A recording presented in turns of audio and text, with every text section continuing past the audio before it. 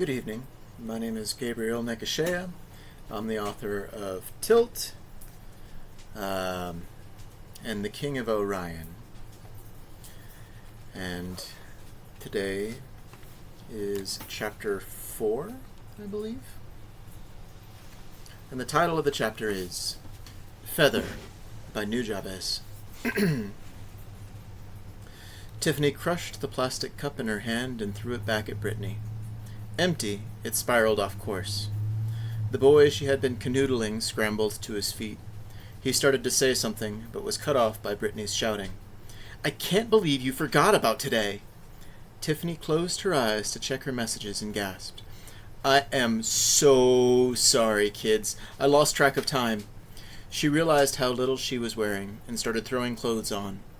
A glass vial filled with what looked like honey tumbled off of the bed and rolled across the floor. Tiffany dropped what clothes she had been holding and snatched it up. She tucked it behind a stack of books on her shelf and returned to clothing herself. "How the hell did you lose track?" said Brittany. Dare nudged Mateo's arm and texted him, "Drugs." "We were tilting," said the curvier girl, whose name Mateo didn't know. His augment kindly spelled out, next to her head, "Jennifer, would you like to friend her?" Why the hell not, thought Mateo, but he drove a firm no to the forefront of his thoughts. He actively chose not to check which thought the augment picked up on. Tiffany's friends were also putting on their own clothes at that point, and Mel caught Kara staring at one of the college boy's backsides as he pulled his pants up past his ankles. She slapped her sister's arm and scowled at first. However, not a moment later, Mateo saw them share a quick smile. The college students made room on the furniture, and the high schoolers crowded in to find places to park their own backsides. "Tilt is a free music app," said Tiffany. "It's supposed to stand for something like Thought-Integrated Listening something or other. Anyway, it meshes with your emotions to create the coolest visual effects to go with your music. There's a minigame to it, so I keep mine running in the background pretty much all the time. But when you share music with other people, the visuals get even cooler." "They looked pretty low-res to me," said Kara. "You need to install the app to get the full effect," said one of the college guys. "The music sounds so much better when it's pumped directly into your head. Plus, you can blast it as loud as you like, and others can just choose to ignore the feed if the sampling gets too excessive. It works perfectly with the ebbs and flows of the songs you listen to," continued Tiffany. "Like, you can shape the visual effects to fit, and they feed off of the emotions of those around you, so that they shape the effects too. Plus, there's some fun to be had in trying to affect the emotions of someone else," said the other college guy. He grinned lasciviously at his earlier cuddle buddy. "You should try it, sis," said Tiffany. "Since the music is in your head, you can play the visuals around stuff as you go through your day. And they don't really distract you much, since when you speed them up or draw them out, the app compensates around whatever you're working on." A pair of tiny green hourglasses appeared next to Johnny and Dare's heads. Another popped up not long after, next to Brittany's frowning face. "Not sure I like the idea of some program reading my emotions," muttered Mel. "I'm not sure I like the idea of someone being able to influence my emotions using some stupid app," said Kara. "Still, though, I kind of want to blast the music on the drive back. It'll mean you guys get to keep your eardrums, and I get to keep my sanity." A little hourglass popped up next to her head, too. Mel and Mateo shared a look as the rest of the students talked about what kind of music they were fans of. Johnny mentioned an up-and-coming country singer he had seen live the week before. Brittany spouted a pair of pop bands that were shot down by Tiffany, but one of the other college kids mentioned how much they enjoyed the latest album from Amelia Fireheart, and Brittany's sunshine smile returned. "I installed the augment," thought Mateo. "May as well get some use out of it." He asked his augment to connect to the local wireless network and began downloading Tilt. He imagined a tiny hourglass hovering next to his own head for Mel to see. She soon had her own downloading icon, but she didn't smile about it. Mateo tried not to focus on Mel's worried expression. Instead, he turned his attention towards the conversation about music. He hoped his own smile did not appear forced. Tiffany said, "So most of the songs I have are from the aughts, because newer music is more expensive. AWOL Nation, The Killers, Panic at the Disco, stuff like that. Though I do have a few songs from Captain Knacker, Thick Vicky and the Prince Alberts, The Beaters." Brittany perked up at the mention of Thick Vicky and the Prince Alberts. "That new song of theirs is amazing. What's it called? Hundo?" "I thought you said the music was free," said Mel. "It is, kinda. But you can buy music too. Songs cost an in-app currency called hype. Older songs cost way less hype since they've been around long enough for copyrights to run out or whatever. Like, a Thick V song might cost around 500 hype. A Lady Gaga classic will run you about 25. Your first 3 songs are free, but there's a few lists you've got to choose them from. It's mostly oldies, but you can find a few electro tracks and Vocaloid stars on the cheap." The hourglasses beside Dare and Johnny's heads winked off. Both of them started glancing around. Mateo realized they were navigating menus he could not see. Dare said, "Aw, there's 2 songs on the same list I want. Why can't I just buy both?" "I think they do that so you get different colors when the music plays. Like they want folks to experience a spread of emotions. Something about helping the application calibrate to your spike," said Tiffany. "How do I get more hype? I can't decide which song I want." "You could buy it with real money, like I said. You also get hype by interacting with other tilters. Trading songs, messing with them, sharing music like you were doing before you squirts interrupted us. Like we were doing before you squirts interrupted us, excuse me." Tiffany shot Brittany a pointed look. "Or you can use the application while doing everyday things, like errands and stuff. There are even visualizations where things that stress you out are AR'd into looking like monsters and treasure and stuff." Mateo shot a glance towards Brittany and Kara across the room and noticed their hourglasses were gone too, not much longer before his own app finished installing.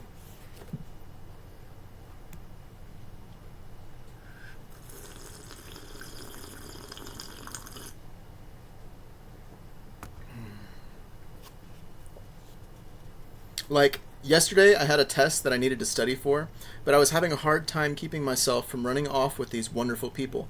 She pointed with her thumbs towards the other college kids. Tilt turned the book I was supposed to read into a weird bear trap thing with beady little eyes.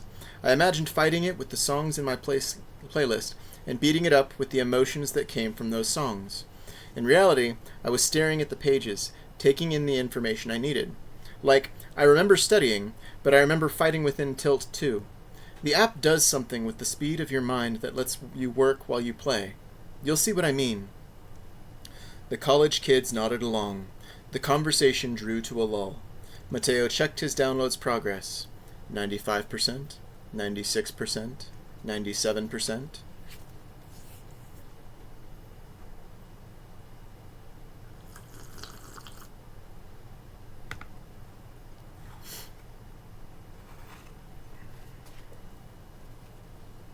I'll take you kids on that tour I promised you here in a second. Let me know when you guys have your 3 songs picked out, and we'll hit the road, okay? "I'm still mad at you for forgetting about us," said Brittany. Her eyes dotted from spot to spot on a blank wall, choosing her first 3 songs. "You'll see why in a sec. It really is incredible." She glanced towards where she had stowed the jar of golden fluid. A curtain of light ran down across Mateo's field of vision. A tiny pink fairy flitted into view and said in a cheerful voice, "Welcome to Chilt. My name is Esper." "Please show me some of the starter songs," thought Mateo. 3 lists scrolled across his vision, 1 red, 1 blue, 1 yellow. Mateo wondered if he could sample a few of the songs. Each one he wanted to try played a quick snippet, enough to get a feel for the music. He felt like the red songs were high intensity, the kind of music he might listen to if he wanted to speed along a freeway or get pumped. He saw some songs from Tool, The Sword, and Dragon Force. There were also a slew of songs from rappers mixed in. Every song in the red list sounded slightly angry, though not at any specific target. One in particular stood out for Mateo, in that it wasn't frenetic. Instead, the tune was almost jaunty. He selected Chronic Futures time and time again. If he got tired of it, he figured he could always trade it away. The blue list was a bit easier for him to pick from. It was full of sappy, sad songs, slow or full of loss. He chose one with an unexpected amount of energy to it. We Looked Like Giants from Death Cab for Cutie. The final list was the cherry on top and full of cheerful songs. He sampled more music from this list than from either of the others, but settled on Mr. Blue Skies by some band called Electric Light Orchestra. It sounded familiar somehow, despite being older than his parents. Hell, it could have been the kind of music his great-grandparents would be into, but damned if it didn't put a smile on his face. Esper did a tiny victory dance. Her translucent wings blurred and wisps of gold and green light drifted into the air around her. Mateo noticed these wisps were more detailed than the pixelated puffs of color that surrounded Tiffany's earlier Cuddle Jam session. "I am so pleased that you've chosen your first 3 songs, Master," chirped the digital fairy. "You are almost ready to use Tilt to its fullest. I'd like to take a moment to state that this counts as agreeing to the end-user license agreement. A full copy of the text has been safely stowed in the back of your mind, should you choose to read it, or have me read it to you." "So, are we going to get our tour, or not?" asked Brittany. "Yeah, sure," said Tiffany. "Guys, can we meet up again later this evening? Duty calls." Her friends trickled out the door, saying their see-yas to her as they went. "All right, Squirts. First things first. You are in Carmine Hall. There are 3 main dorms on campus, but this one is the best. Abel Hall is full of idiots, and Bradford Hall smells like wet paper all the time. If you end up coming here, try and get into Carmine. Except for you, Johnny. Shoot for Abel." Chuckling, the high schoolers followed her back down the hallway, down the stairs, and out past the dorm's front desk. They asked questions the whole way. Kara, in particular, was curious about dorm life. Once they were out and on the sidewalk path towards the academic buildings, Mateo brought his attention back to Esper and his new toy. He thought, what do I need to do to start earning hype? "First, you must choose your class. There are a number of options available to Tilt players," chirped the fairy. "I could display the list and let you choose, or you could let me choose based on your day-to-day activities. Which would you prefer, Master?" Mateo wondered what Dare and Mel had chosen. The name tags for both of his friends blinked back into existence. However, unlike earlier, they had the words Jock and Prep next to their names. "Are there any classes that aren't stereotypes?" thought Mateo. "The most balanced and straightforward class is to become a nobody. However, you do not need to choose now," said Esper. "I can choose for you over the next week or so." "Any chance I can choose something like wizard or rogue? Maybe fighter?" Mateo thought with a smile. "Not until higher levels," said Esper, with what Mateo almost thought was reverence. "Remember, you will have the opportunity to change your class at any point in the future with a special item. You may also change your class once you have mastered its abilities." At that point, the teenager's guide stopped outside of a tall glass atrium. A pair of metal detectors bordered the front desk. "This is the library," said Tiffany. "There are a ton of books in here that haven't been opened in decades. Boring. Plus, most of them have already been uploaded for your immediate reference. However, it's still a great place to disappear to if you want to study." Before she moved on, Mateo managed to sneak a peek through the glass doors at the shelves. They were taller than the ones at Rivera Library. They seemed more professional somehow, more distinguished. He wondered if there were any study nooks like his hidden away in there. Tiffany walked on before he could ask. Esper hovered along in his peripheral vision. "Well, Master," she piped in his head, "what would you like to start your journey as?" "It looks like being a nobody is as good a place to start as any, at least until I can be a barbarian or something."